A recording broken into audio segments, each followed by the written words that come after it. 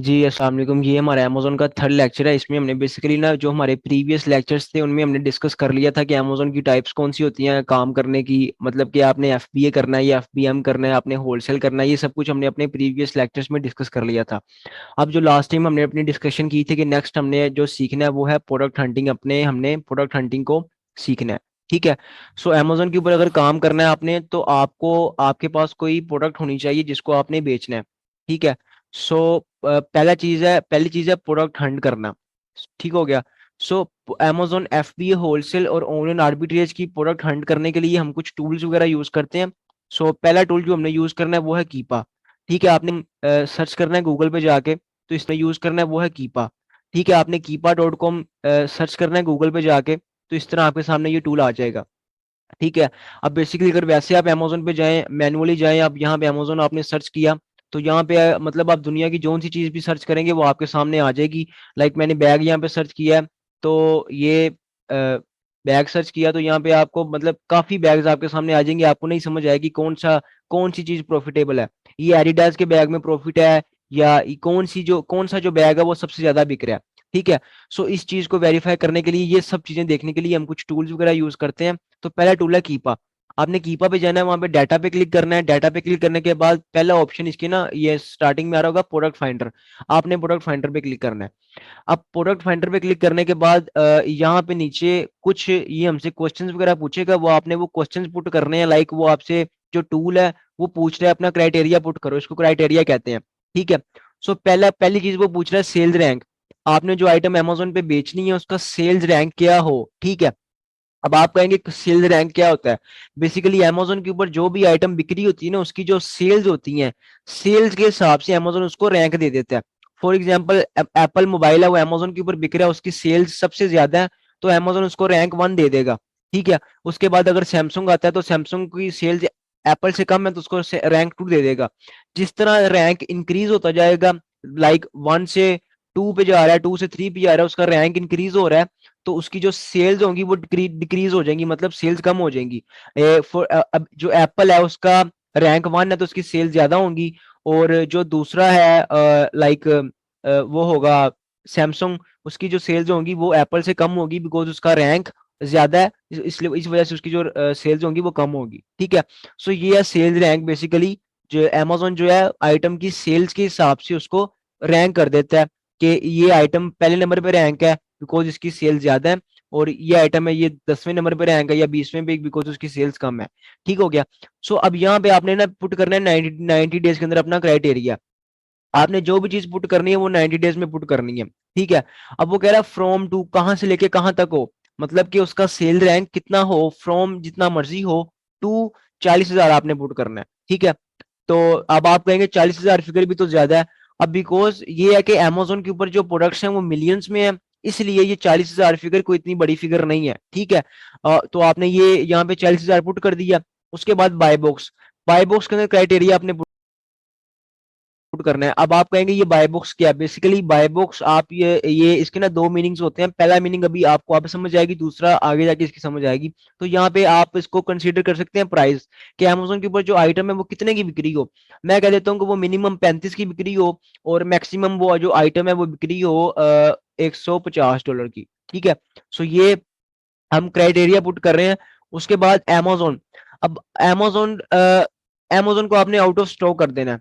amazon को out of stock क्यों कर देना, बिकॉज जोन सी आइटम को amazon खुद बेच रहा होता है ना उसको हम नहीं बेच सकते। ठीक है। उसको आपने फिलहाल आउट ऑफ स्टॉक कर देना है। ठीक हो गया।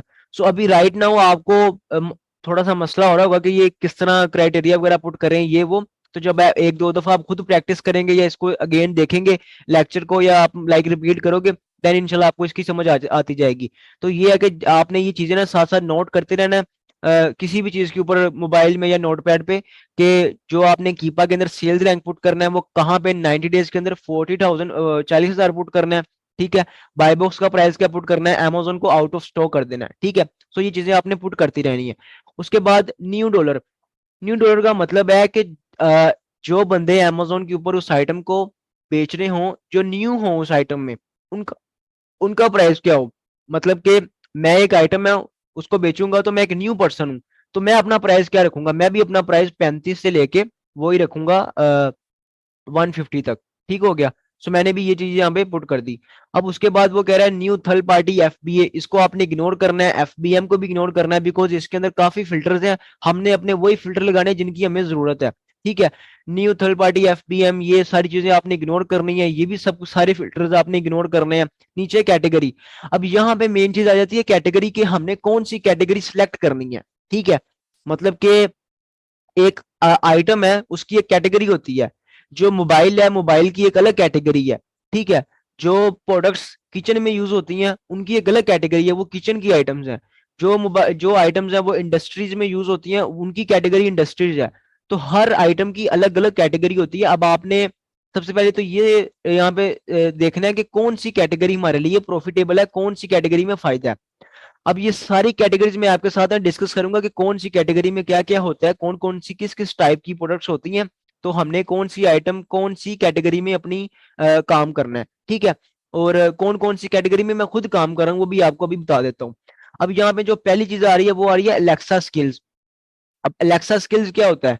अलेक्सा स्किल्स होती हैं गूगल की आइटम्स। ठीक है। अलेक्सा वगैरह ये जो होती हैं आइटम्स की होती हैं गूगल की आइटम्स। तो हमने इस कैटेगरी में नहीं जाना। ठीक हो गया।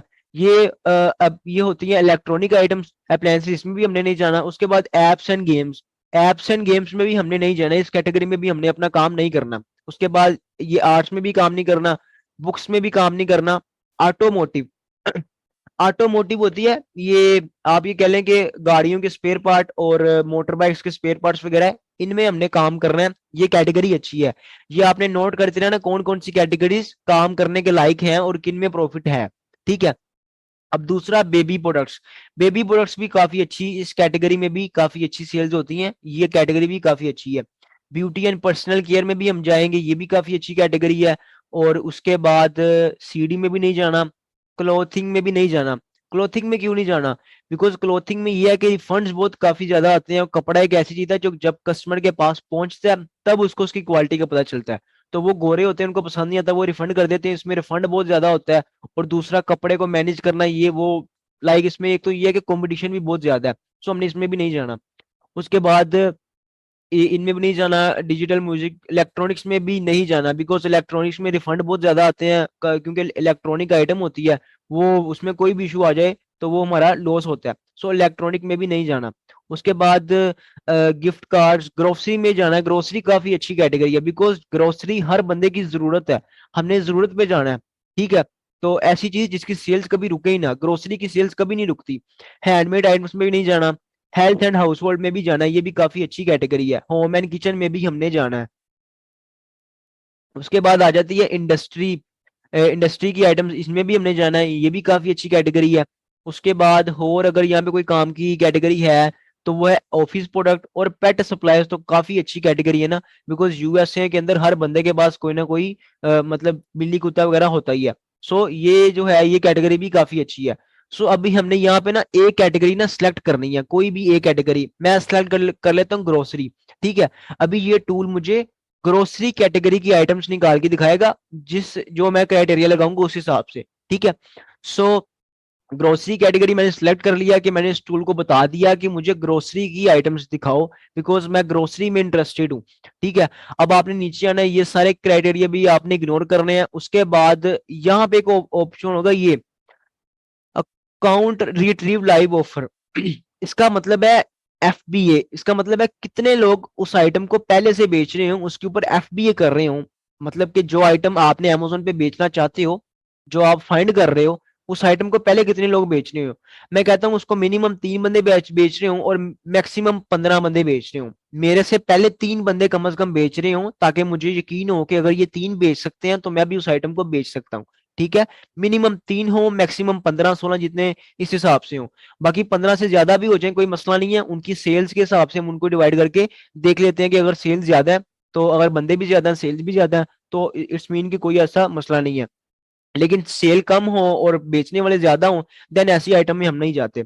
न्यू ऑफर काउंट, यहाँ पे आपने न्यू ऑफर काउंट में भी आपने यहाँ पे पुट कर देना है इसको, इस क्राइटेरिया को भी आप इग्नोर करें। उसके बाद ये आपने ये पुट कर लिया। अब वो कह रहा है by book seller. By book seller वो कह रहा है कि जो आइटम आप अमेजोन पे बेचना चाहते हो उसको कौन सेल कर रहा हो, इसका इसका जो आप ये कह लें कि बेसिक मीनिंग ये है। ठीक है। अब उसको Amazon बेच रहा हो कि थर्ड पार्टी बेच रहा हो, मैं यहाँ पे थर्ड पार्टी सिलेक्ट करूंगा। वो क्यों करूंगा? बिकॉज मैं थर्ड पार्टी हूँ। एक कस्टमर है, वो Amazon के पास आया है आइटम को परचेज करने, कस्टमर फर्स्ट पार्टी है, ठीक है।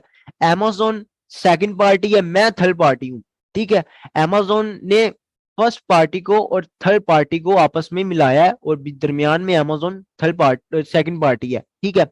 सो अब थर्ड पार्टी मीन के मेरे जैसे Amazon FBA सेलर्स, मैं यहाँ पे सिलेक्ट करूंगा थर्ड पार्टी, जो सेल्स है वो थर्ड पार्टी के पास जा रही हूँ। ये नहीं कि Amazon खुद आइटम को बेच रहा हो, बिकॉज कुछ आइटम्स ऐसी भी होती हैं जिनको Amazon खुद बेच रहा होता है, और जिनको Amazon खुद बेच रहा होता है तो उनको हम नहीं बेच सकते, बिकॉज Amazon अपने से खुद से FBA फीसेस वगैरह चार्ज नहीं करता। वो जो आइटम की कॉस्ट होती है, मतलब अपना प्राइस बहुत कम रखता है। फॉर एग्जाम्पल, एक आइटम है, एक कोक की बोतल है, मैं Amazon पे बेच रहा हूँ 50 की, ठीक है। मैं Amazon पे 50 की बेच रहा हूँ, Amazon के खर्चे वगैरह सारे उसमें से निकाल के अब मुझे कुछ प्रॉफिट आ रहा है। अब Amazon वही आइटम को अगर Amazon के ऊपर बेचेगा, जब Amazon खुद उस आइटम को Amazon के ऊपर बेचेगा, देन वो अपने FBA के खर्चे नहीं निकालेगा। तो वो मतलब फॉर एग्जाम्पल उसने पीछे से $10 की परचेज की है या 20 की, तो वो चुप करके 21-22 की लगा देगा, $1-2 अपना मार्जिन रखेगा। सो मैं 50 की बेच रहा हूँ, वो 20 की बेचेगा, तो कस्टमर सारे Amazon के पास चले जाएंगे, मेरे पास कोई भी नहीं आएगा। सो इसलिए हमने यहाँ पे थर्ड पार्टी सिलेक्ट करना है, ठीक है। उसके बाद एडिशनल बाय बॉक्स, इसको भी आपने इग्नोर करना है, ये भी आपने सारे इग्नोर करने हैं। ये प्रोडक्ट टाइप, ये बहुत इंपॉर्टेंट है। यहाँ पे वो पूछ रहा है कि प्रोडक्ट की टाइप कौन सी हो, डिजिटल हो कि फिजिकल हो। डिजिटल को आपने टिक हटा देना, आपने फिजिकल आइटम सिलेक्ट करनी है, फिजिकल की आपने टिक लगा देना। हमने कोई ऐसी आइटम्स बेचनी है जो फिजिकल आइटम्स हैं, ठीक है। अब वो कह रहा है वेरिएशन, आपने ना फिलहाल नो वेरिएशन सिलेक्ट करना है। तो आगे जाके आपको मैं इसका मीनिंग भी बताऊंगा। बेसिकली वेरिएशन का मतलब होता है कि एक आइटम है, उसके डिफरेंट टाइप्स, मतलब कि फॉर एग्जांपल Amazon के ऊपर एक शर्ट बिक रही है, उसके 5 से 10 कलर हैं, येलो, ब्लू, ग्रीन, व्हाइट, ये वेरिएशंस होती हैं उसके डिफरेंट टाइप्स, ठीक है। तो हमने ऐसी आइटम सेलेक्ट करी है जिसकी कोई डिफरेंट टाइप्स ना हो। मतलब कि अगर एक शर्ट है वो Amazon के ऊपर बिक रही है, उसके 10 कलर हैं, तो कस्टमर मुझसे आके कोई भी कलर परचेज कह सकता है कि मुझे कोई भी कलर दो, ठीक है।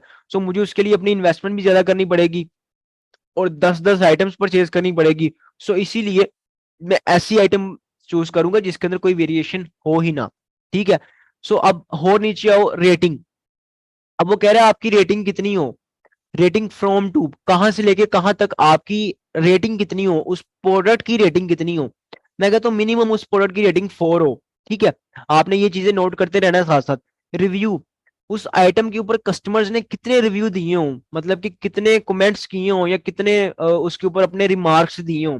तो 90 डेज के अंदर आपने ना 50 पुट कर देना है, मिनिमम 50 फ्रॉम 50, 50 कम से कम 50 रिव्यूज आए हों, मतलब कि कस्टमर्स ने 50 रिव्यूज दिए हों, ठीक है। अब उसके बाद ये चीजें भी आपने सारी इग्नोर करनी है। आइटम की डिमेंशन वगैरह भी, आइटम का वेट, आइटम का वेट आपने पुट करना है फ्रॉम टू, कहां से लेके कहां तक आइटम का वेट मैक्सिमम 2500 ग्राम हो, ठीक है। फ्रॉम टू का मतलब ये भी है मिनिमम फ्रॉम और मैक्सिमम टू, ठीक है। सो फ्रॉम जितना मर्जी कम हो कोई हमें फर्क नहीं पड़ता, लेकिन मैक्सिमम 2500 ग्राम हो, बिकॉज जोन सी आइटम्स 2500 ग्राम से ज्यादा होती है Amazon के ऊपर उनकी चार्जेस भी ज्यादा पड़ते हैं, और इस चीज की फीस वगैरह भी ज्यादा पड़ती है। सो हमने ऐसी आइटम सेलेक्ट करनी है जो छोटी हो और हमें उसमें से क्विकली प्रॉफिट भी निकल आए, और इजी टू शिप हो हमारे लिए। ये ना हो कि बड़ी बड़ी आइटम्स हो और उनमें से कुछ बच भी ना रहा हो, और हम उनको मतलब कि शिप करने में अपने सारी इन्वेस्टमेंट जाया करके बैठ जाएं, ठीक है। अब और नीचे आते हैं तो यहाँ पे कोई खास फिल्टर्स नहीं है।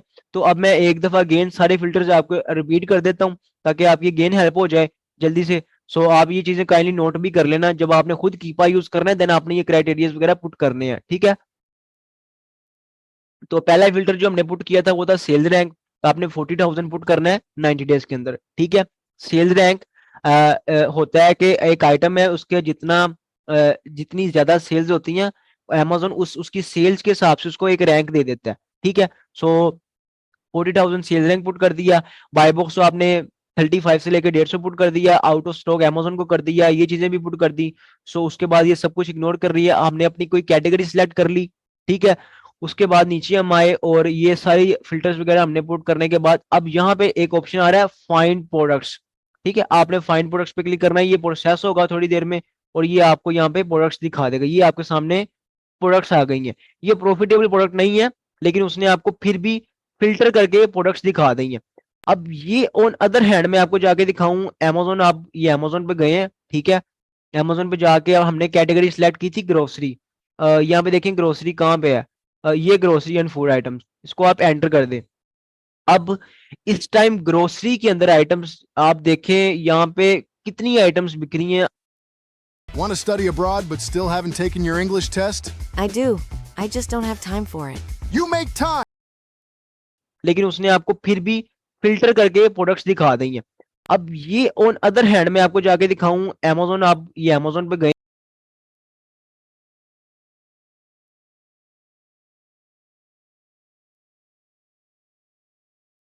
ऐड की थी ग्रोसरी।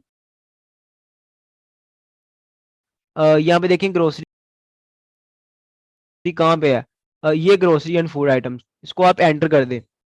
अब इस टाइम ग्रोसरी के अंदर आइटम्स आप देखें यहाँ पे कितनी आइटम्स बिक रही हैं।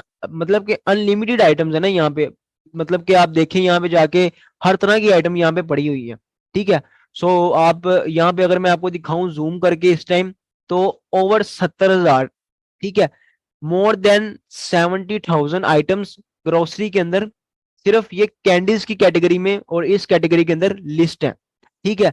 अब इन 70,000 आइटम्स को बार बार देखना बहुत मुश्किल है, ठीक है। मतलब इन 70,000 को देखोगे आपको 2-3 महीने तो लग ही जाएंगे ना, ठीक है। पूरी पूरी 70,000 आइटम्स को आपने देखना है, उनकी सेल्स देखनी है, वेरीफाई करना है, आपका काफी टाइम लगेगा। ऑन अदर हैंड हम टूल पे आते हैं, तो टूल हमें इस टाइम जो आइटम्स दिखा रहा है वो दिखा रहा है 154 आइटम्स, ठीक है। फिल्टर करके, हमारा फिल्टर लगा के सब कुछ करके ये हमें ये इतनी आइटम्स दिखा रहा है, ठीक है। अब 154 आइटम्स को देखना हमारे लिए इजी है या हमने वो 70,000 आइटम्स देखनी है, ठीक है। कैटेगरी वही है, सब कुछ वही है। सो ये टूल बेसिकली आपको amazon की आइटम्स फिल्टर करके आपके क्राइटेरिया के मुताबिक आपको फिल्टराइज करके आपकी आइटम्स दिखा देता है, ठीक हो गया।